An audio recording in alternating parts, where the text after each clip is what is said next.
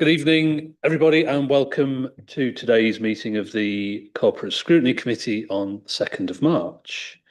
I'll begin with apologies for absence. We have no apologies for absence, but I'd like to welcome Councillor Perrott. I say back onto this committee. I'm not sure whether you were your first time on what is now called Corporate Scrutiny.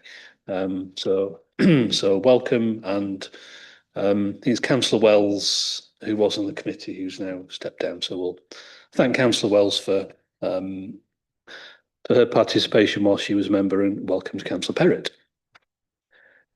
Agenda item 2, declarations of interest. Do any members have anything they wish to declare relating to the items on today's agenda? Nope. Agenda item 3, minutes for the meeting held on the 19th of January. Do members have any matters of accuracy relating to those minutes? Are we happy to approve them? Yep. Thank you very much. Agenda item 4, public participation. We have no registered speakers at today's meeting. This brings us on to agenda item 5, update on the business sustainability programme. So if I can invite Sean Gibbons to join us. Sean is the head of carbon reduction, and Councillor Kent, who is the responsible executive member. So welcome, Sean, welcome, Councillor Kent. So this agenda item falls within the climate change aspect of the committee's remit. So I shall hand over to Sean to introduce the report and set out what feedback you would like from members. Thank you. Yeah, thank you, Chair.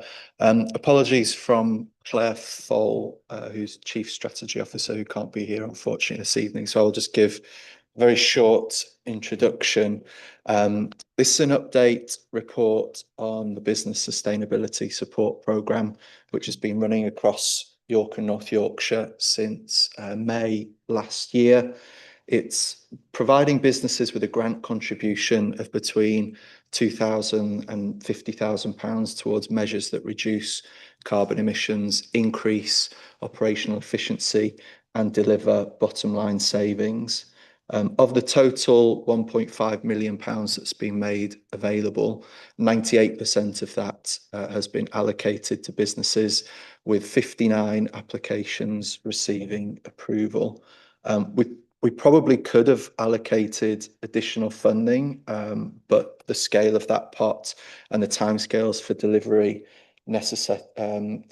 necessitated closing the application window in the end of September. And we also wanted to leave a little bit of contingency budget in case any of the projects ran into overspend that we could support them with.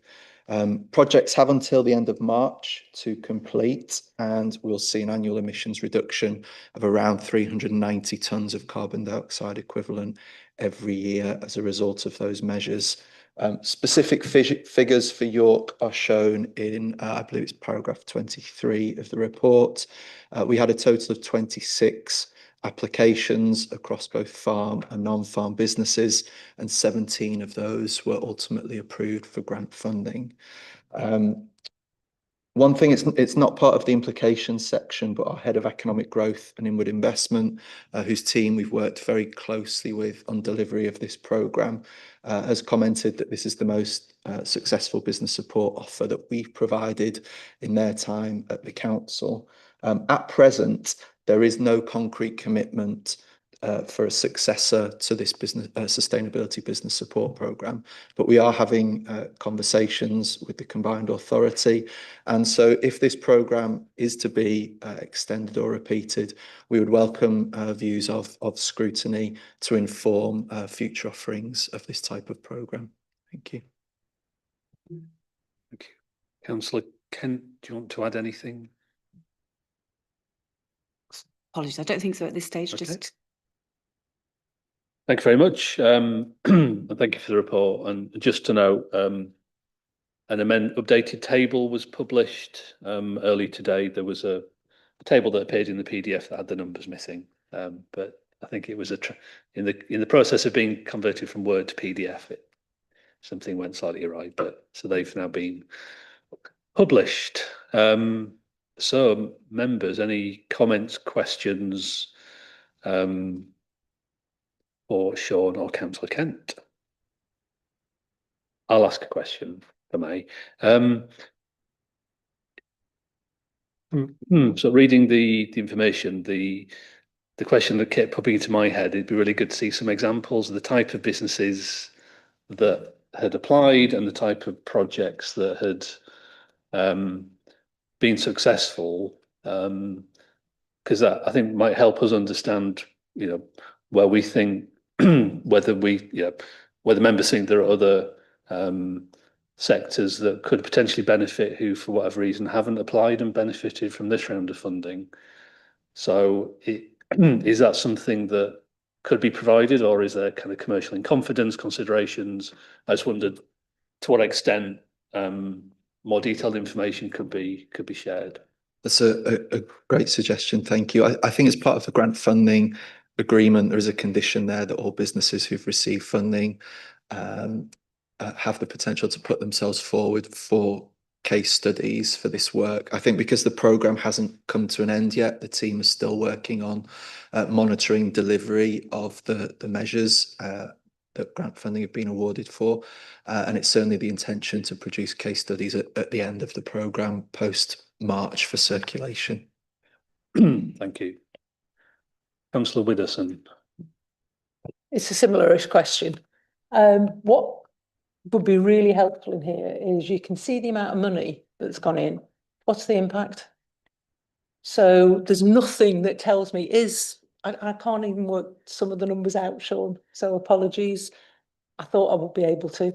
So is it 1/3 of a million or 1/2 of a million? And is that for 390 tonnes a year, or is that spread over the whole of York and Northern York?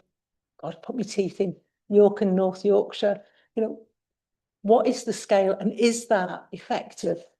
Or would we have been better keeping it as one big pot and going to one big place and saying, do you know what, we're going to put it here? I don't know the answer, and I can't help support or advise or devise or whatever else.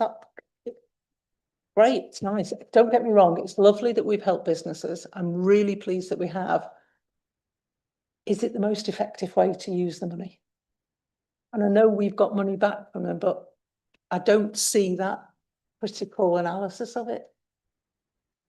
Yeah, thank you. There is an independent evaluation of the programme will be undertaken separately to evaluate value for money and effectiveness. So once the programme is concluded, we'll be able to share that evaluation. Just follow on from that.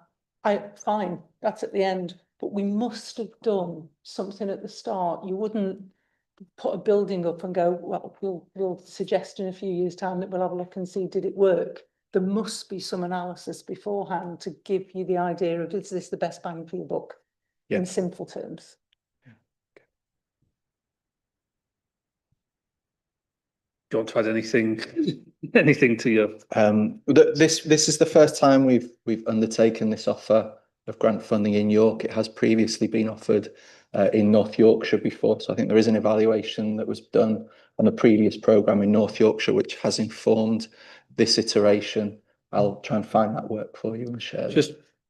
I've got other hands, but just to add to that, has there been a thinking that, picking up Councillor Widdowson's point around giving it all to a big business, is part of the thinking that for potentially some of these might be smaller businesses, without this funding, they couldn't have done. They couldn't have introduced any measures whereby bigger organisations maybe could. I don't know, because we don't know which companies we're talking about. It's really hard to kind of make educated guesses.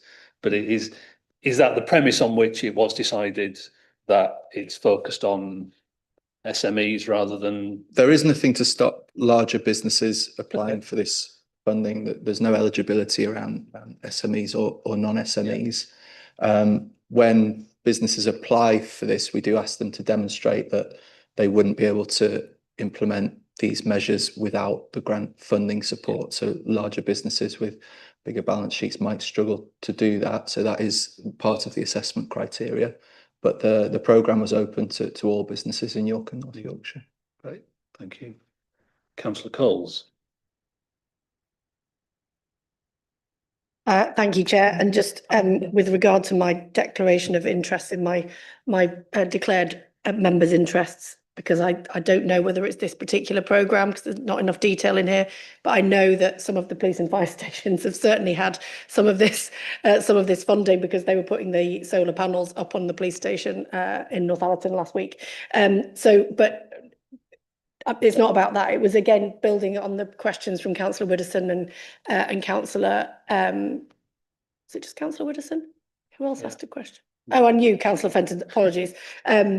Was just business sizes and whether or not there were public sector organisations in that mix.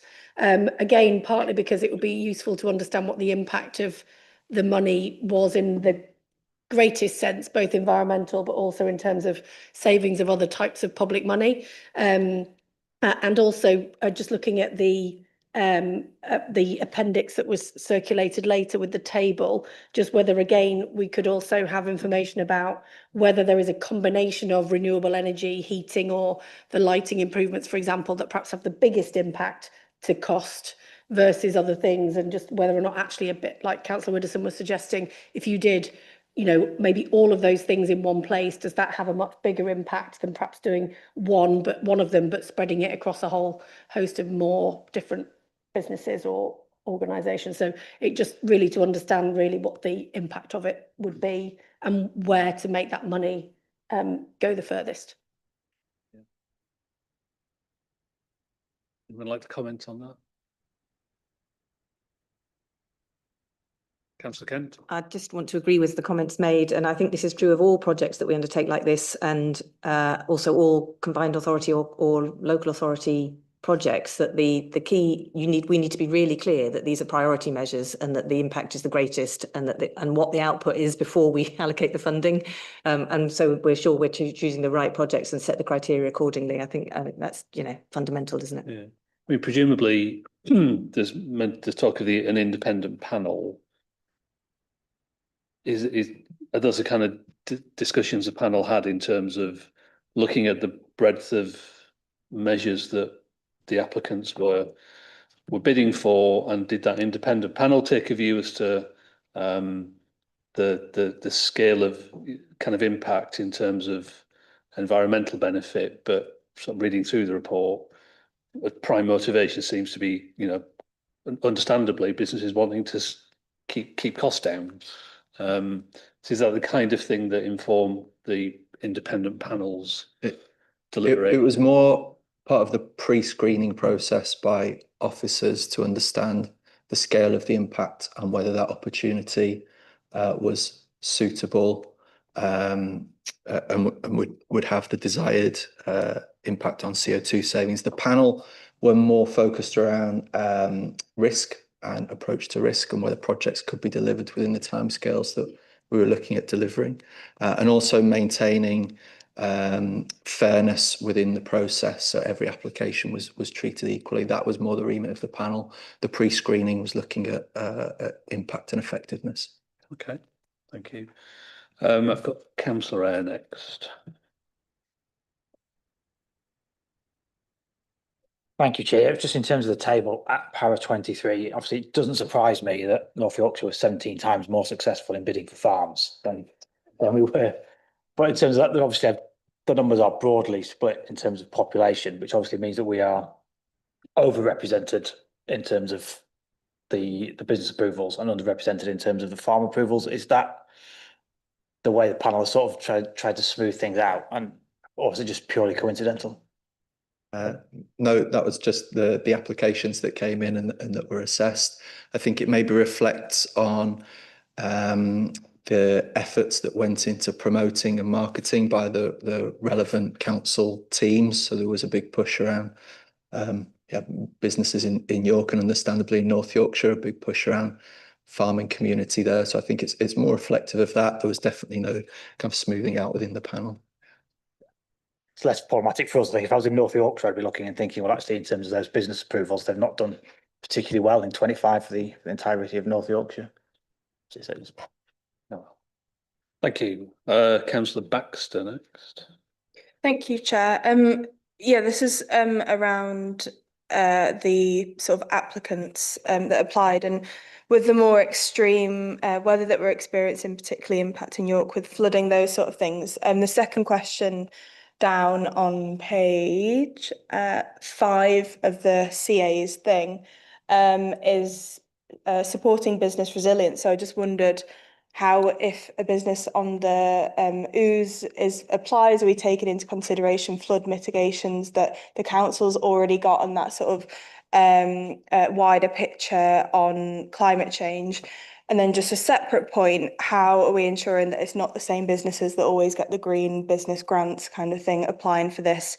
Because I'm sure there's so many small businesses that would really welcome this, want to do this kind of thing, but just don't have the capacity in the first place to even apply. And I think that's where we can make real differences, not just in the city centre, but in businesses across York and North Yorkshire too. Thank you.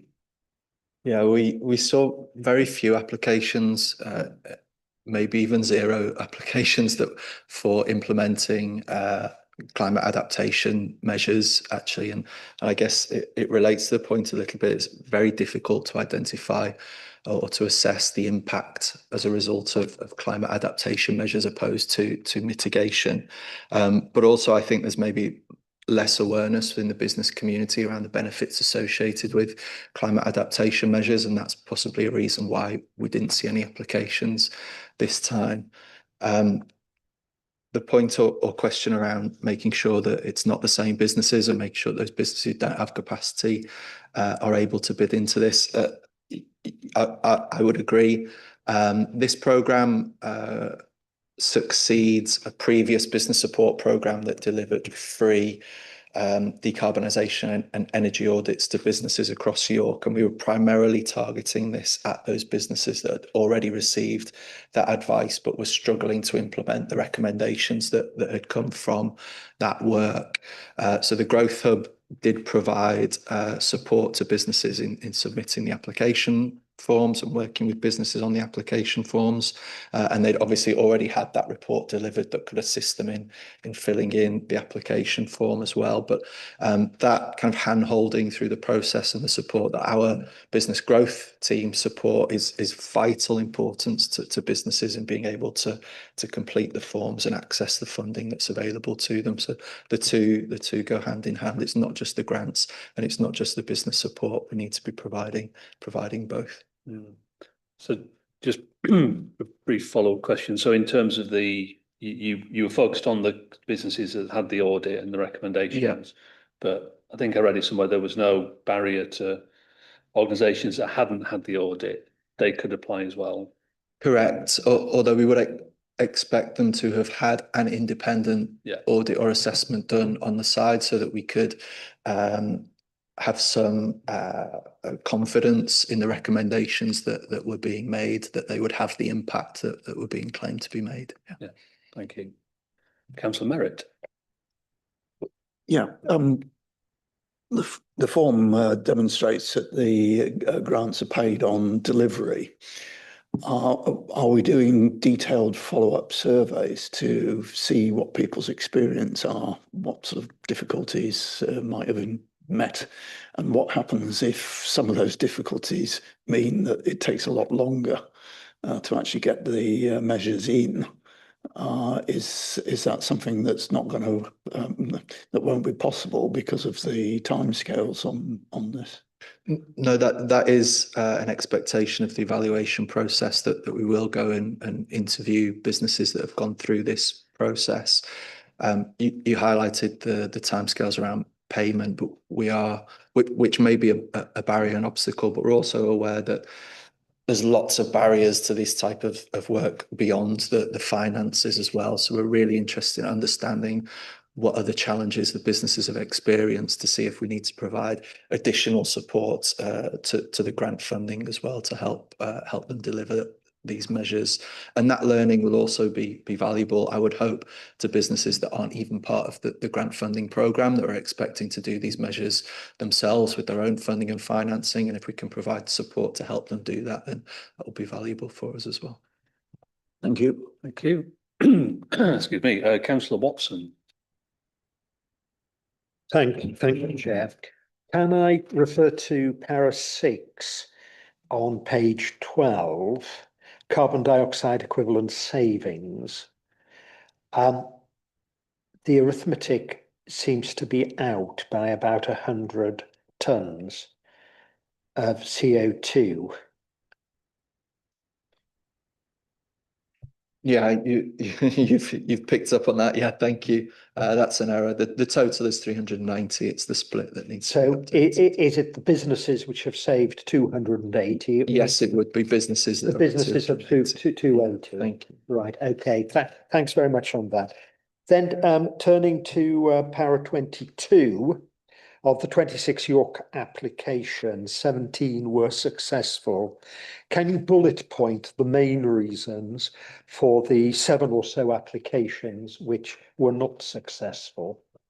Yeah, a range of reasons, generally lending to what I said before around risk. The decision panel took a pretty low assessment of risk for projects, given that this is the first time we've run this type of programme across York and North Yorkshire, and the timescales were extremely tight. And so if applicants, and they were predominantly for new renewable generation, rooftop solar PV. So if applicants hadn't started thinking about the planning process for solar, or hadn't undertaken a roof survey to identify whether it was in a sufficient structural condition or presence of asbestos, then the decision panel took a view that it might be too risky to fund and complete that programme within the timescales. Others couldn't demonstrate the scale of impact that we were looking for, insufficient emission savings for the value of funding that they were asking for. Yeah, I think the two main. Okay, thanks. Did those applicants get detailed feedback as to why their applications were not successful?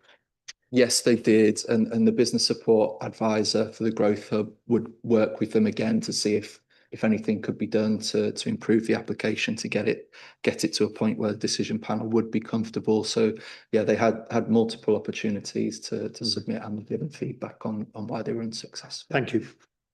Thank you. Councillor Widdowson. Promise it's my last question. You said it's unlikely to happen again. This type of grant. No, it will.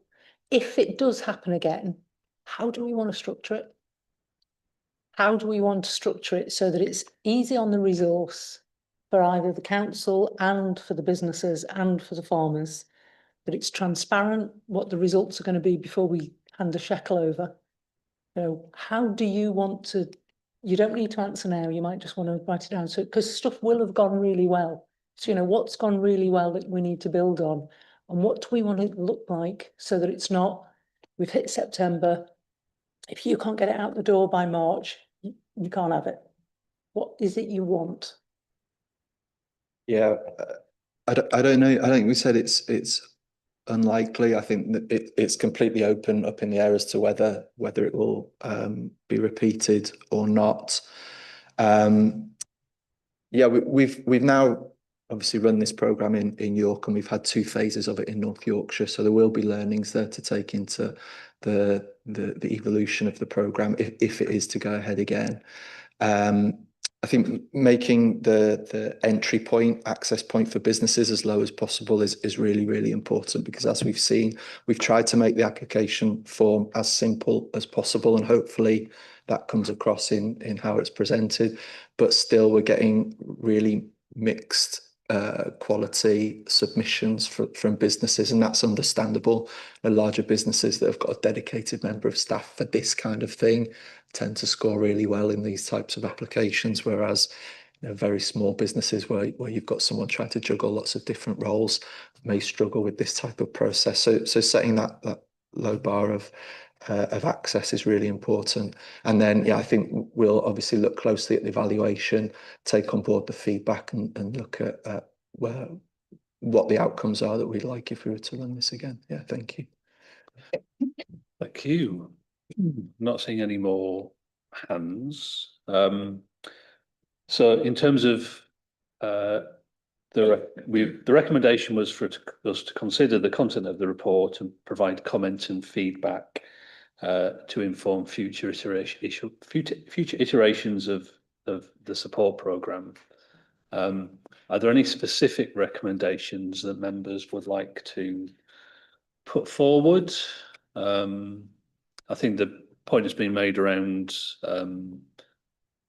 the availability of case studies, primarily to support future applicants. I'm guessing if I were a business thinking, well, there's a list of things I could think of to apply for, but if I have access to case studies, I can see a business like mine that's either had been successful or unsuccessful. You know, it's pretty equally valuable to say this application wasn't successful because they hadn't done X, Y, Z. I would know I would need to demonstrate I had done those things in the course of submitting my application. So I think one potential recommendation would be that case study information is made available as part of an applicant pack to hopefully improve the quality of some of the applications and give applicants a bit of a head start in terms of looking at things they should be able to demonstrate to support their application. Is that something people would be supportive of? Yeah, Councillor Widdowson. And I know you've said it, so I know it'll be in there, but really need some detailed understanding before 27 small things, small projects get the money, or one big one, because the one big one might be wrong. But the 27 or 14 of them, it's how you divvy that money up to get the biggest bang for your buck. And I think that needs to be done before the final approvals.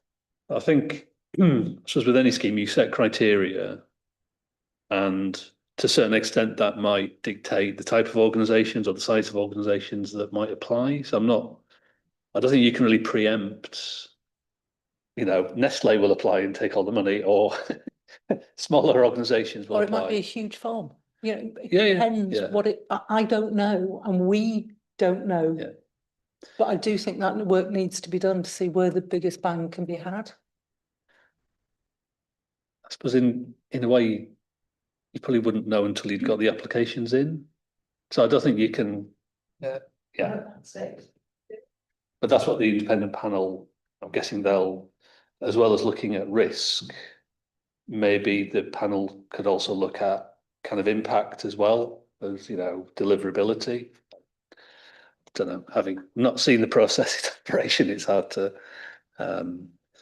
so it is, so is there something around, you know, assessment of potential impact being part of the assessment criteria? Because you can't assess it before you've received it.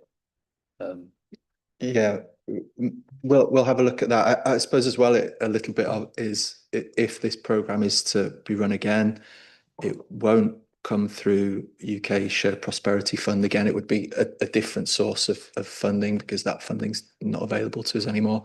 Most likely source would be something through the combined authority. So the source of funding may dictate to some extent the structure of the fund, but we could maybe see if we can influence that through the outcome of the evaluation. Yeah. Yeah, sounds good. Okay, thank you, members. Thank you, Sean. Thank you, Councillor Kent, for bringing this to us for comment. We're seeing you again at the next meeting. Thank you very much. Okay, so we'll now move on to agenda item 6. This is a proposal for a scrutiny recommendation tracker. And this can contain your excitement, Councillor Merritt. So, James, would you care to introduce this report, please? Thanks, Chair. Thanks, members. This is quite a short report and I hope a relatively straightforward one. So essentially, this is asking the committee to approve a proposed approach to monitor and track scrutiny recommendations, and inviting members to think about how you might wish to categorise the levels of progress that have been made against those recommendations. So this hopefully is timely, given that we've got some recommendations from the committee being presented to executive tomorrow's meeting, and also it is in sort of partly in fulfilment of one of the recommendations from the review of the scrutiny function that we had about a year ago now, from Centre for Governance and Scrutiny, which was agreed by council to introduce a formal process to track scrutiny recommendations. So this is, in effect, is asking you to for your thoughts on our proposed way of doing that. What we're suggesting is that a tracker will be maintained and updated regularly by Democratic Services, and that the committee, as it already does for motions and petitions, will be given an update on that at 2 points through the municipal year. That actually reflects as well what's kind of in the existing constitutional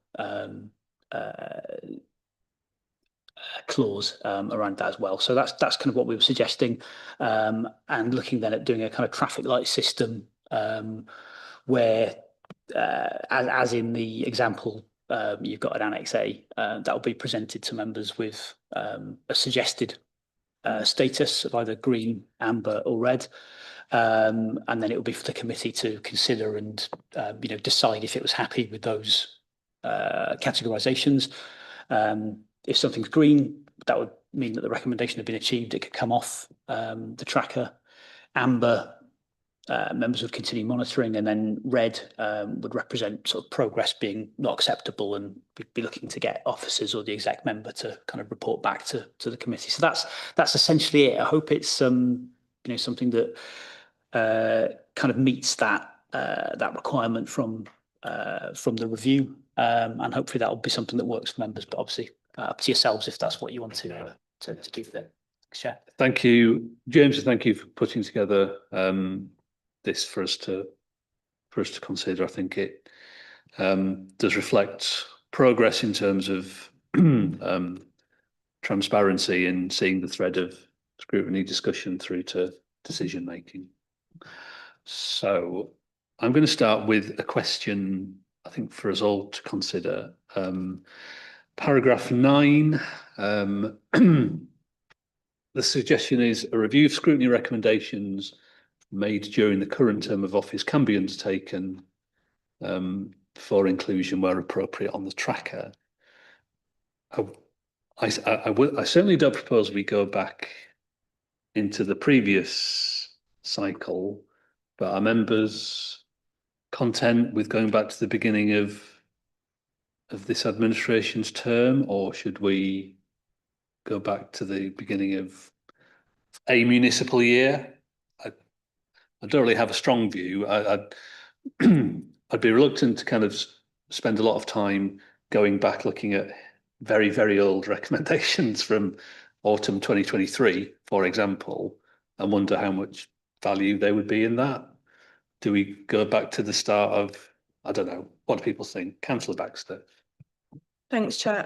I think a term makes sense. I think if something hasn't if you come into the end of the term and it hasn't kind of been even, we're still at red, amber, green kind of thing. And I think priorities can completely change as well in a term. So I don't think it makes sense to go back further than that. Okay. Councillor Widdowson.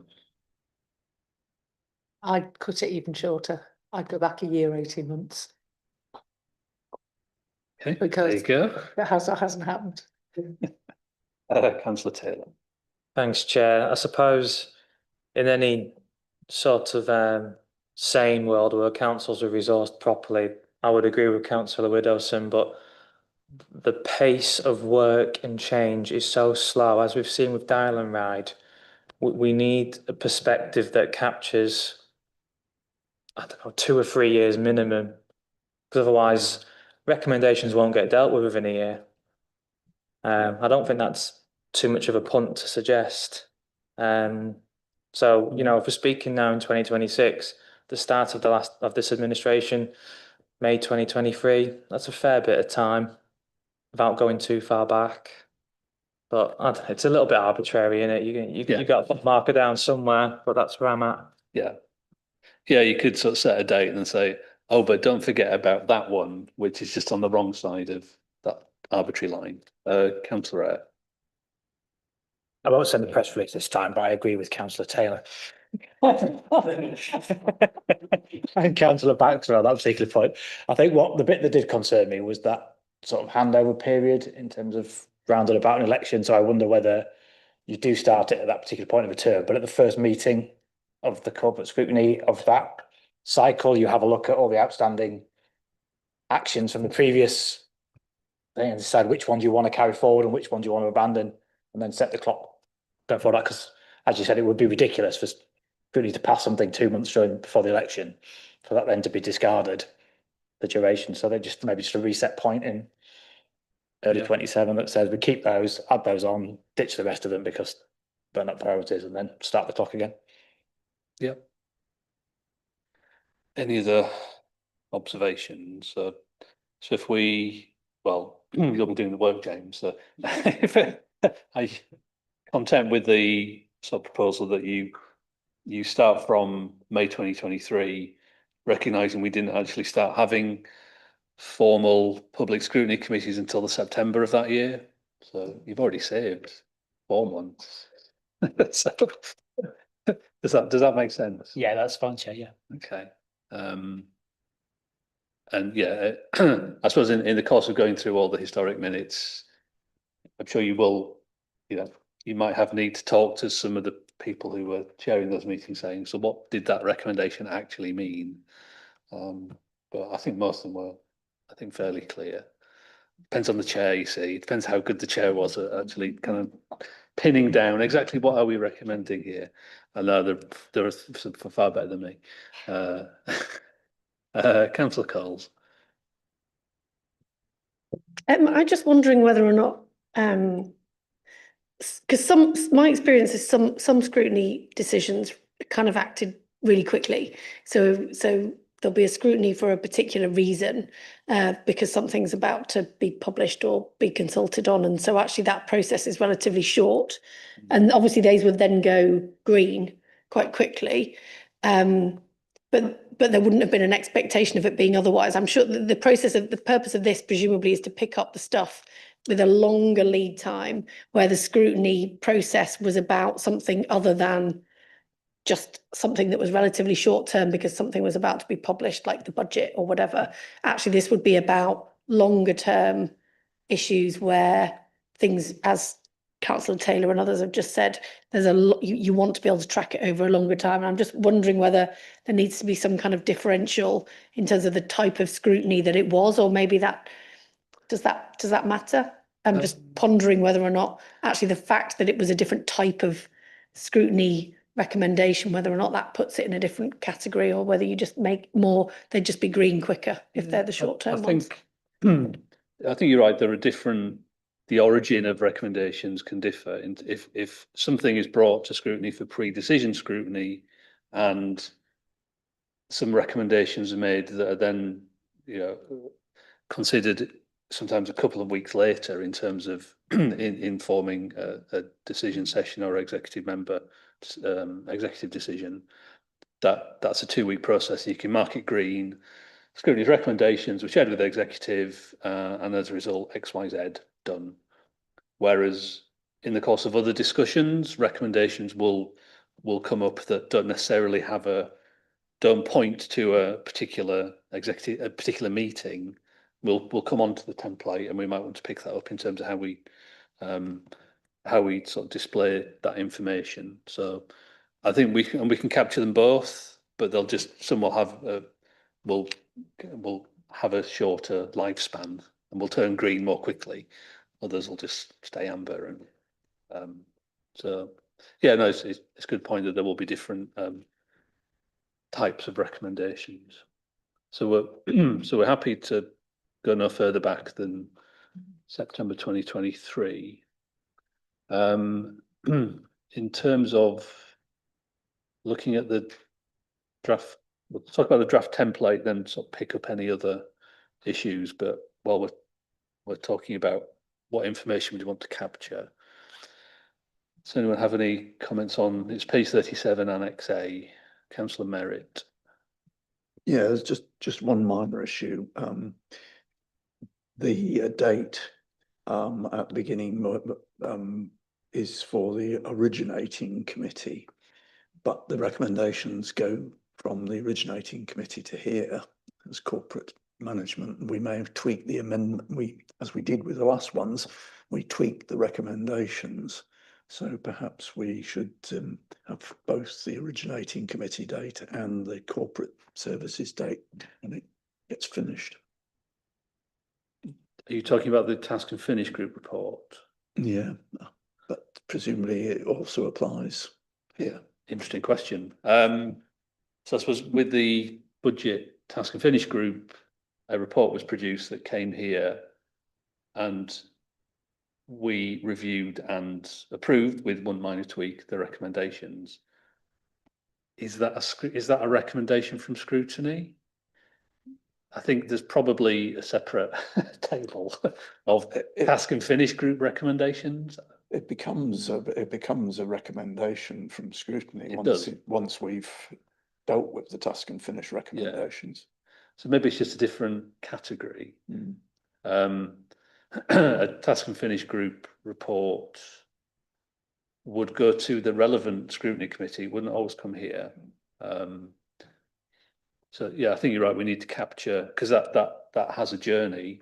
The recommendations approved by the scrutiny committee, they originate from a task and finish group, but they still have somewhere to go, whether it's executive or executive member decision session.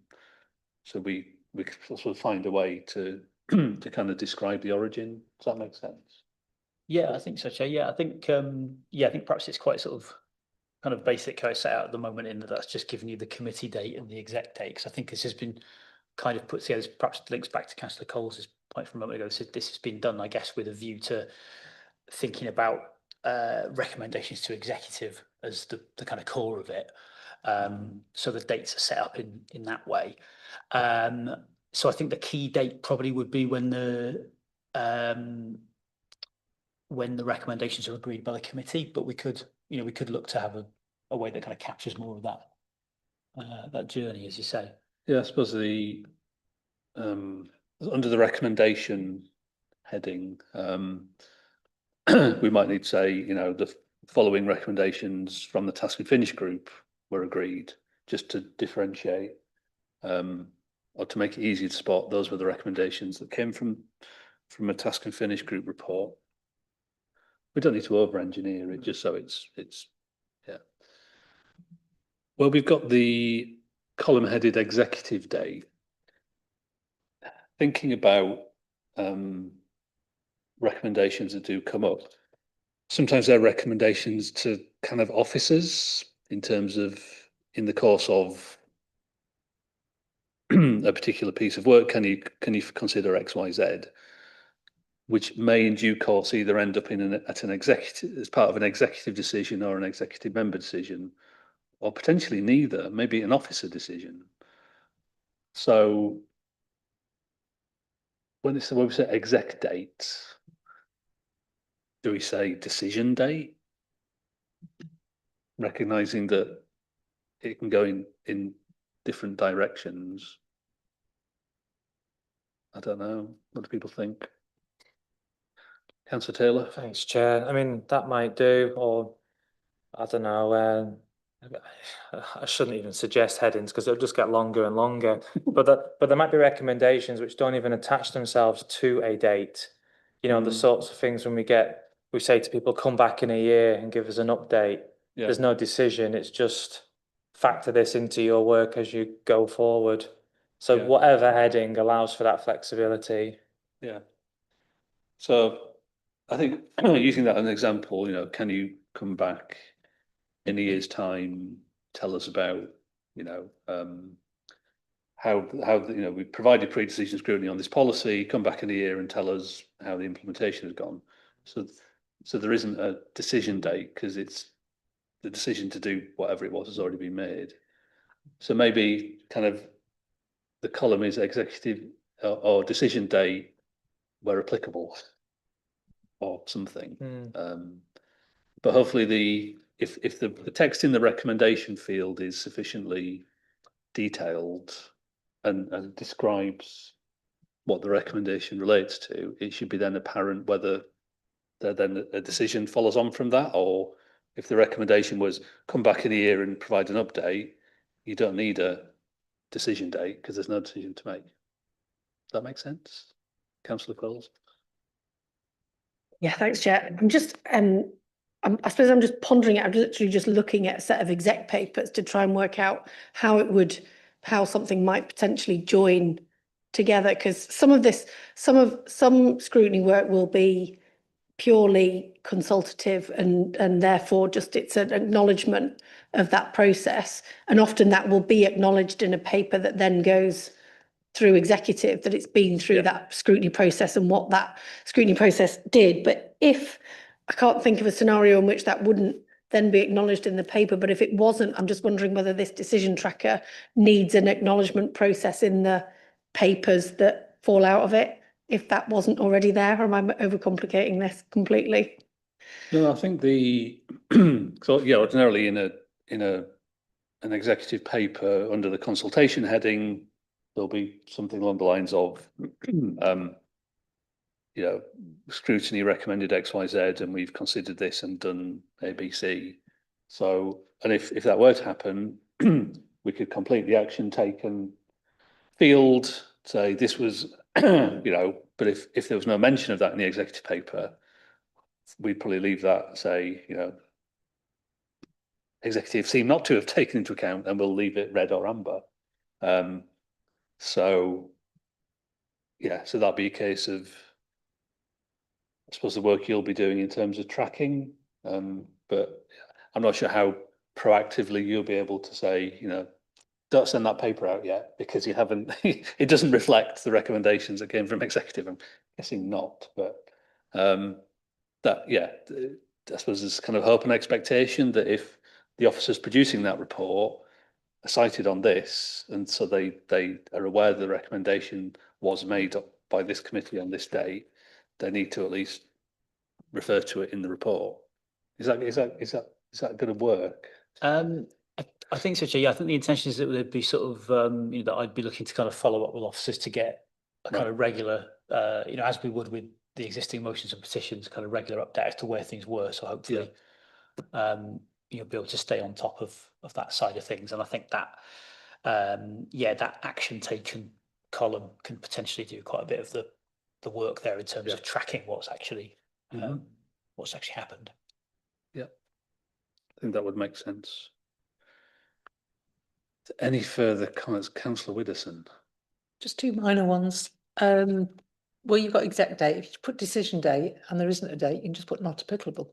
Yeah. So that kind of covers all of that off. And on the lead officer, could we just have one name? One person, so that you're not pushed one way or the other. You actually do know who it is. Because there are several times where we've had papers back where there's 3, 4 or 5 names on. You don't know which one you're supposed to be talking to. So just one person. So that is the lead person. And not always the director, because then they'll just send you somewhere else. Yeah, I mean, sometimes we'll get a paper that has multiple authors. So I personally don't mind. But if as long as James knows who he needs to talk to, you know who your go-to person is, then as long as you know, then that's fine. Yeah, if members are happy with that, I can just have one. You just get one name, but I can have a bigger list behind the scenes if need be. Yeah, that's fine. And do we use a name or do we use a post title? Conscious of the fact that some people leave, move on, new people arrive. I don't know. Name. Name. Okay. Well, yeah. Post holders change and post names change as well. So Any further feedback for James on that? Councillor Perrott. Sorry for remembering how to use this. I was just going to ask about the status and colouring. Obviously, if there are multiple actions, sort of how subjective is it going to be when it's sort of changing between the colours? Is there going to be a sort of, if we've achieved 50%, is there a sort of threshold for that? Because otherwise it gets a bit hard, doesn't it, to sort of keep track of at what point it should change colour. We're not doing stripes. James.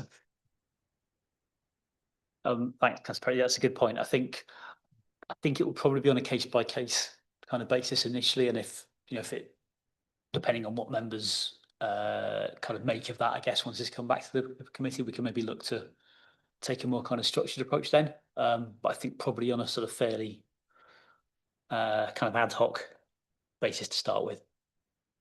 So I guess if if something's been ongoing for 2.5 years, we probably might want to think, should that be read?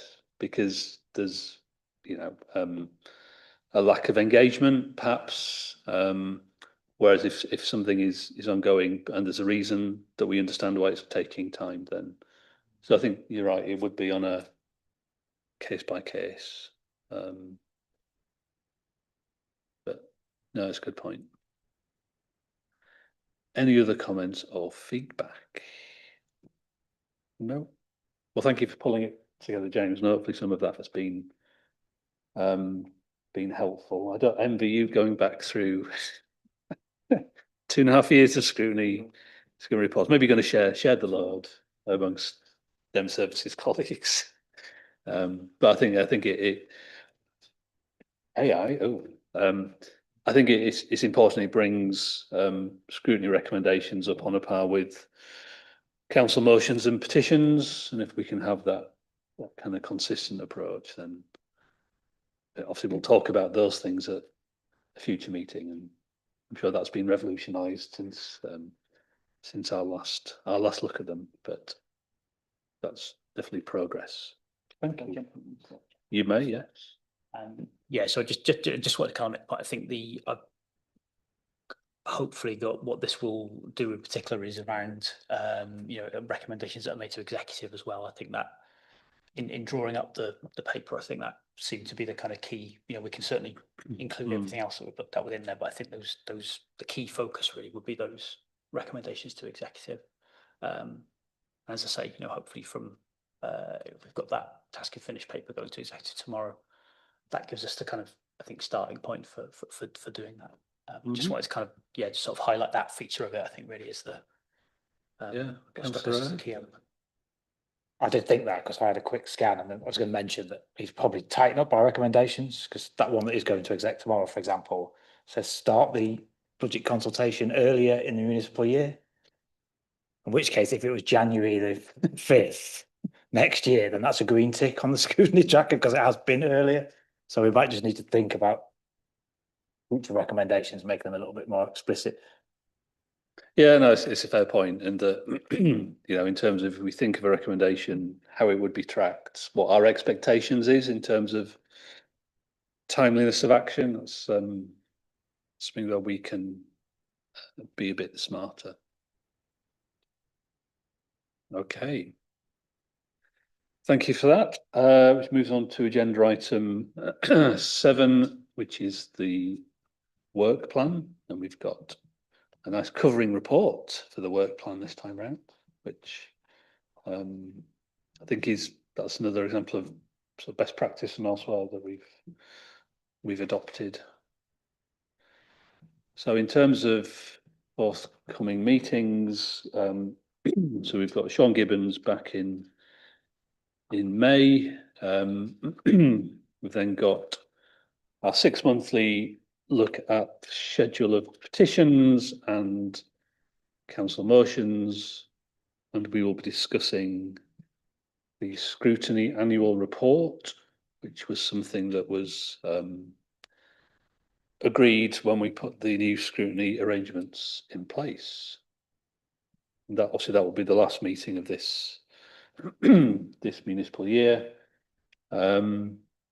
terms of major projects, having had a discussion with officers, they recommended that York Central comes back in July, because I'm aware there's an ongoing planning application, and the feedback was July would be a good kind of milestone point to bring the project back for a discussion. We've got a couple of briefing items, one an update on the community woodland, digital switchover that briefing happened last week. I think it was, yes, last week. Slides from which are available for members. It was really helpful discussion. And then we have further down the list some potential briefing items and potential items on which committee's views might be sought. There is still work ongoing to give this committee and other scrutiny committees as much advance notice as possible of decisions that are coming down the track from executive and executive member decision sessions, so we're better able to plan our work programme rather than see something appear on the forward plan 28 days before the decision, and then that doesn't give us a lot of time to be able to have an impact. And I think our concerns have been heard and hopefully will be acted on. So we'll see.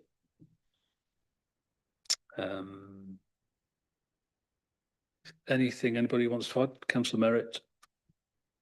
Yes, just on the potential topics. We agreed with the finance and performance would just go out in emails. Now, I'll get too many emails, so I may have possibly have missed it, but has the Q3 report actually gone out? Not that I've seen. Have we actually put anything in place to actually make them go out? Okay, James is going to look into that. Because yeah, I know when we had the discussion around information being shared with members, but not through a discussion at a meeting, but so we have visibility of that information, which may lead us to decide actually we want to have a look at a particular service area. Obviously, the executive receive Q1, Q2, Q3, but in terms of the bespoke reports that we used to get at public meetings, Councillor Taylor. Just to apologise, Chair, I've got to leave just for childcare. I know we're almost done, but I can't hang on any longer. Don't worry about it. Sorry. Cheers. Thank you. Yes. Yes, so James has undertaken to investigate that. The LRN was meant to have been adopted. I think it was adopted, wasn't it? So presumably that needs to come off. Yes, or we can keep it on there for a briefing session if members feel that would be helpful. I'd assumed it was there to be briefed on. I think it was briefed. Yeah. So ship has sailed. In terms of the task and finish groups, so the changes to long-term sickness and disability benefit task and finish group. I had a chat with James last week, and we were looking at where we are with that in terms of, we were just conscious that the Tim's review is still underway, and I'm not really sure what further progress we can make until we know the final shape of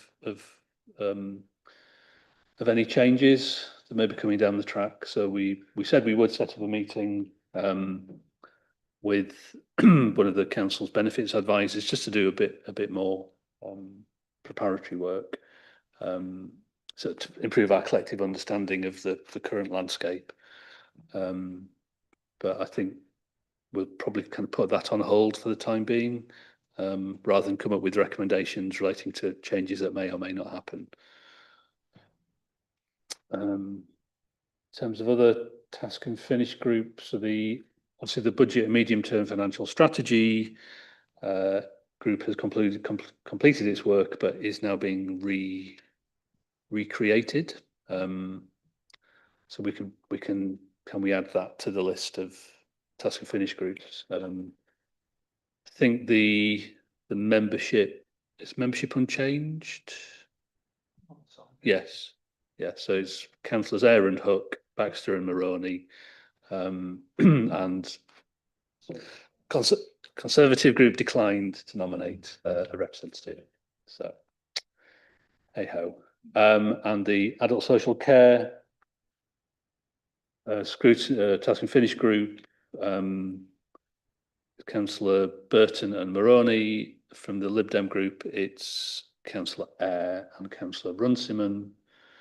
And from the Conservative group, it's Councillor Nichols. So if we can update that on page 48, that would be good. Okay. Well, well, good luck. Any other comments on the work plan? No. There is no urgent business, so thank you for your attendance and good night.